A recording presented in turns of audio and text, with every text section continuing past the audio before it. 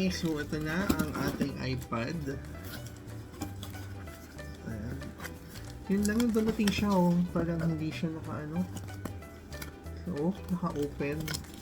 O, Shopee ha. Naka-open siya. Ang dumating. Pero sealed everywhere. Tapos, check natin. Buksan natin. Dito na natin buksan kasi hindi siya naka-sealed eh. Nakakatakot naman Shopee, baka mamaya walang naman to. Oh, it's easily opened. Nakakatakot. Pero hindi naman mailalabas na sa loob kasi naka ano naman siya. Tagayin naman natin. Sana may laman.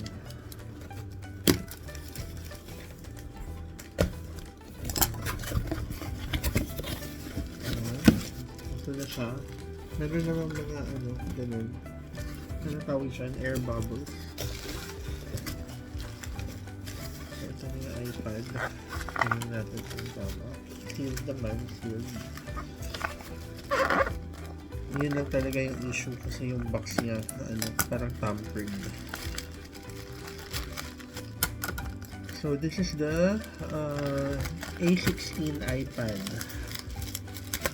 So I got this for only 18,170 pesos. Ayan. So pag open, maluwag din ang plastic niya sa loob. I don't know why.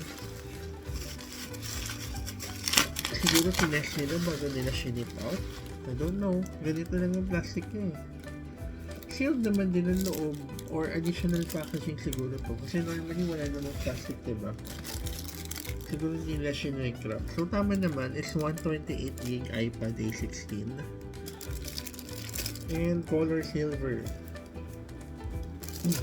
I don't know kung paano ko malalaman ng color. Pero silver yung lining dito. Ayan. So, iPad. Ano guys? So, ito na. Legit naman. May tama lang yung box. Ayan. Pero so far sealed naman, sealed. So, pwede na.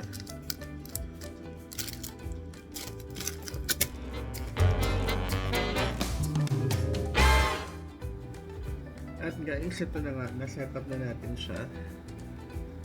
Ayan. Maganda.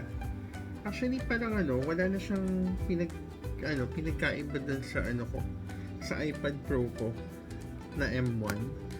So, medyo similar na sila. So, kunin ko yung M1 ko. Pakita ko sa inyo. So, this is my M1. Ayan. Kasi natin yung keyboard. Ayan. Ito yung iPad Pro M1. So, pag nakita nyo, almost ano na sila. Magsinipis lang. Ay, hindi. Mas manipis pa rin konti yung ano, yung iPad Pro. Pero, negligible na. Nakita nyo?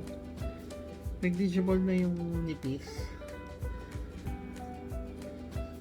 So, sobrang sulit. Kasi this iPad Pro, bili ko na sa ano to, no? 50,000 ata to before. Tapos ngayon na to, nasa 18,000 na lang. Oh my God. Anyway, sulit na itong ano, itong A16. Kahit pa may lalabas sa bago, siguro pag may lumabas sa bago, ang presyo nun siguro around nasa 25 to 30,000 pa eh. Ngayon naka-sale ito, nasa 18,170 lang. So guys, grab this opportunity. Better get one for yourself, for your family or for your anaks. Diba? Now's the best time to buy one. At least naka-sale siya. Check kayo with Shopee or Lazada. For me, I got this at Shopee, yung Apple Store mismo, pero parang Shopee Mall siya. So, yun, nasa 18,170 lang yata or 18,190, nasa ganun yung presyo. So, sulit guys, bili na. That's it. If you happen to like my video, please don't forget to like, subscribe, and hit that notification bell. Thank you for watching. Bye bye. Until next time. So, ito na nga guys. Buksan na natin. As you can see, sealed pa naman ang lahat.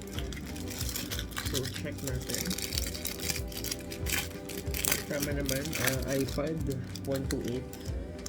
128 gig na siya, yun ang base model nila. At least malaki na yung laman, diba? Actually, it's also the reason for the upgrade. Kasi yung 10th generation is 64 gig lang. So, ito na yun. Wow, ganda. Let's unbox this one, the paper. Ooh. And yung ilalim. Ang ganda ng pagkakaano nila ngayon, hindi na nasisira yung box. Oh, social. So, ito na. Buksan natin. Ayaw.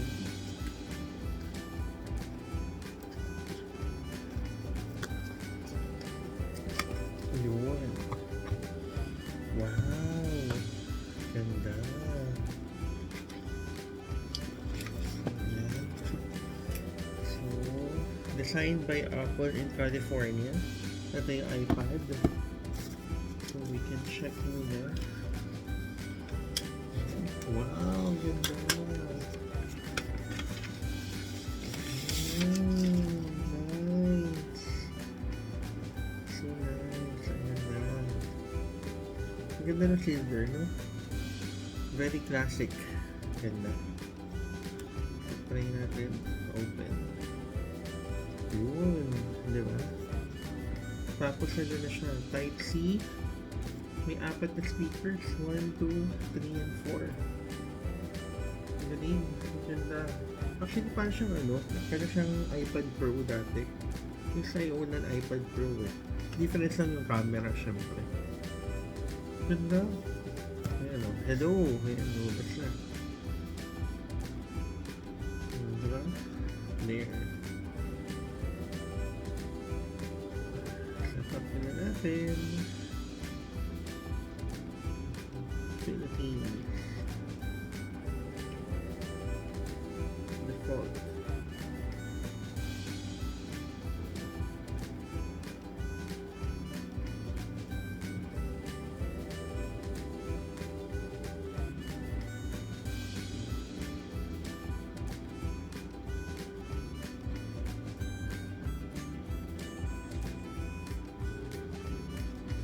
So, connect tayo sa Wi-Fi.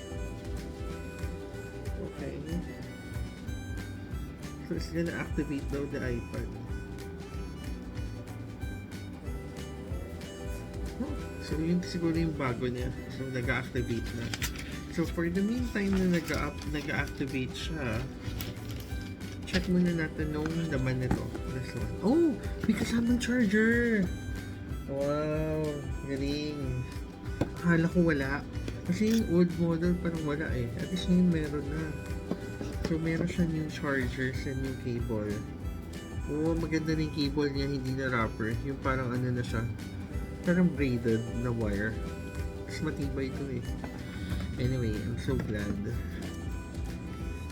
Ganda ha.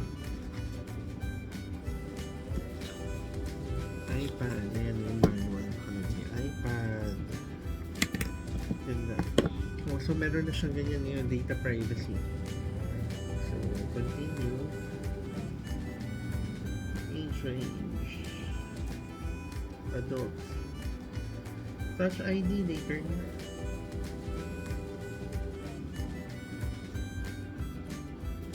Don't use muna. Create password.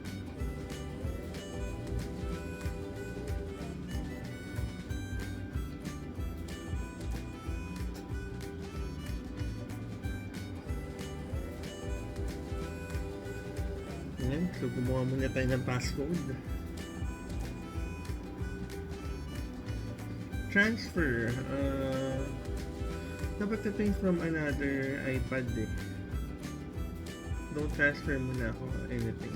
Mamaya ko na lang gagawin. So, Apple account. For my Apple account, I forgot my Apple account. Sa setup ko muna, babalikan ko kayo.